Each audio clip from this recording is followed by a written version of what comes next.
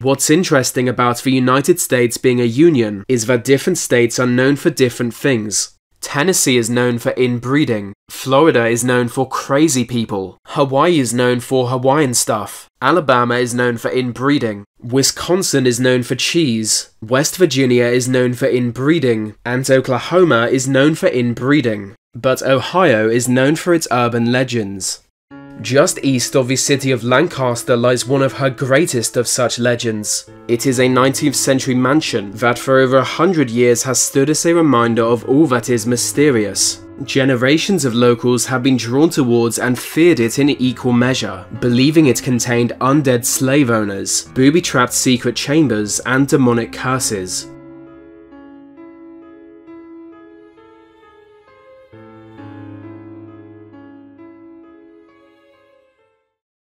It's unknown when the mansion was built, or who by. All we have are elements of historical records strung together by local folklore. According to that lore, a tavern once stood where the mansion later did. It was built on a hill outside city limits, so that tax and other legal regulations could be easily avoided. But being so remote, they didn't get enough customers to stay in business. So in the early 1800s, the tavern was sold to a wealthy family, who then converted it to a mansion. For decades this would be their home, until their own corrupt ways snuffed them out. Head of the house was a local government official who insisted on keeping slaves. But slavery was not legal in Ohio, so to get around that, he had secret chambers and rooms built within the mansion. When not needed, the slaves were kept locked inside these hidden rooms. However, most days they would be made to work long hours in terrible conditions. Knowing that freedom lay literally just outside the walls of the mansion, one slave spent months slowly and quietly digging an escape tunnel. And then one night he escaped. It was the dead of night. Carefully he crept up the stairs, avoiding the creak of a single floorboard, and cut the throat of his master, the master's wife and children. By the time their corpses were discovered, the slaves were long gone. Given the lengths they went to ensure the existence of their slaves was a secret, all authorities found were the hidden tunnels. The bodies were swiftly buried and investigations into their murder abandoned. For many years after, the house was left to fall apart, but it was not forgotten about. Before long, rumour emerged of the house being occupied by a family of ghosts, the family murdered on that cold night. It's a ghost story that would live on into the 21st century. Many have called the mansion home since its original inhabitants were killed, but the next family to move in didn't last nearly as long. On moving into the mansion, the new family were never seen outside. Locals assumed they were just private people, but after the front door had first closed behind them, no one had seen them. Some claimed to see human figures covered in white moving on the upper floor. It was said the secretive family were members of the clan and used their grand home for meetings, but this explanation was only accepted by crazy people. After 6 months of silence, authorities entered Mudhouse Mansion. Inside, they were confronted by a terrible scene. The ground floor seemed as if she had been untouched in months, decaying and covered in dust. But on the upper floor, they found the entire family hanging dead. All dressed in white, it appeared they had taken their own lives simultaneously. Nobody could understand why this family would end their lives on the day of moving into a new home.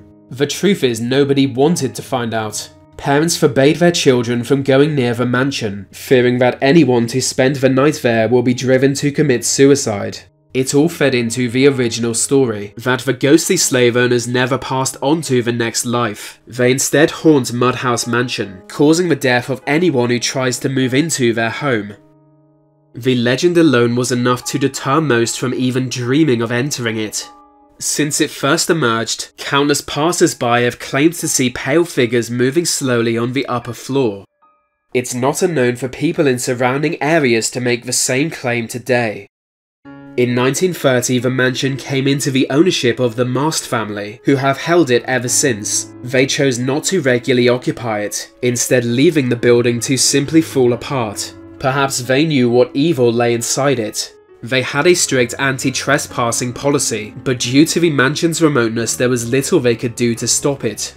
At times the home was lived in by hobos and criminals, In the 1960s, stories circulated of a group of Satanists meeting there. By night, the group would enter the mansion and perform rituals for the devil. When word got out they had sacrificed a human baby, an angry mob set fire to the mansion, hoping the group were inside and would be burned alive. One version of this story told that the rumour was false, and the group were really just misunderstood hippies. I suppose burning hippies to death was America's national pastime in the 1960s. It wasn't baseball, let's face it.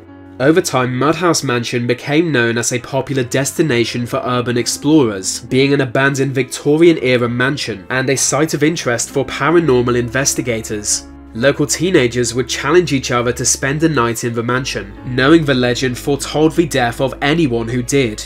It got to the point where the Mast family started prosecuting anyone known to have trespassed, as to discourage the masses of dumb crackers from pointlessly visiting their haunted house. I'd like to say that's the strangest sentence I've said in a while, but it just isn't. Going into the current century, the mansion was literally falling apart, so in 2015 the Mast family had Mudhouse Mansion demolished. Ostensibly this was to eliminate the possibility of a trespasser dying, but there are people who give another explanation. They claim the legends are real, and the Mast family knew that some kind of darkness was contained inside. And so, after decades of deliberation, they decided to eradicate the problem. Some were made sad by the loss of this ghostly landmark, others were glad to see it go, but no one forgot about Mudhouse Mansion. People still come from all over to visit the hill it once stood on, but all they find is rubble.